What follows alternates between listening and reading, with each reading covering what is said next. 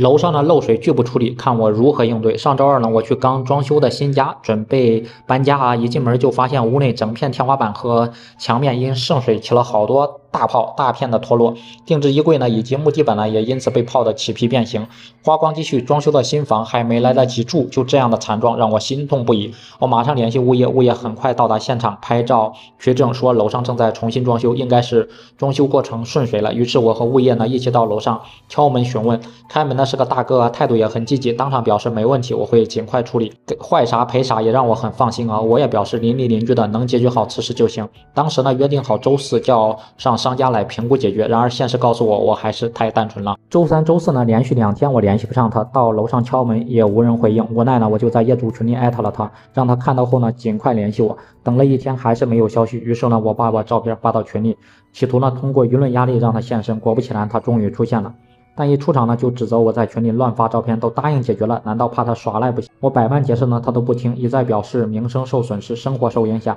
后来呢，多次电话联系他，他都说他很忙，有时间了自然会解决。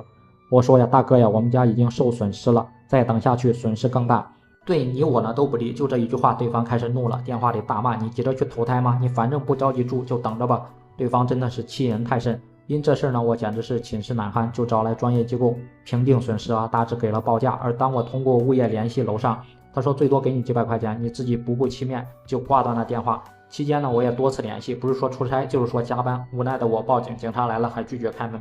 嚷嚷着这点小事还去报警，现在1分钱都不会给你，有本事你就去告。又过了几天，事情没有任何进展，我又给他打电话，电话一接起来，他就劈头盖脸的把我臭骂了一顿，还威胁我说如果再骚扰我就打断我的腿等等一些狠话。还好呢，机智的我早已设置了录音，这事呢如果1天不处理，我就1天住不上新房子。于是呢，我遵循他的坚持，有本事告我就去找律师把他给告了，并且再次报警说他恐吓威胁我。警察传唤他说，你装修渗水影响其他住户，本来就该好好的赔偿他人的损失，你现在呢不仅不配合协调，还恐吓威胁他人，如果开庭你大概率是输的。对方僵着脖子说，有啥证据证明是我漏水和威胁恐吓？我当着警察的面拿出了物业帮忙开的房屋漏水证明，第三方开具的鉴定报告，然后平心静气的跟他说，大哥，我现在跟你好好商量，你不急住，我也可以租房子住，但是到了法庭，到时候因为漏水我去租房子的费用、误工费、鉴定费等等都要算到你的头上了。而且你恐吓威胁我，证据确凿，根据相关的法律法规你是要处以5到10天的行政拘留了。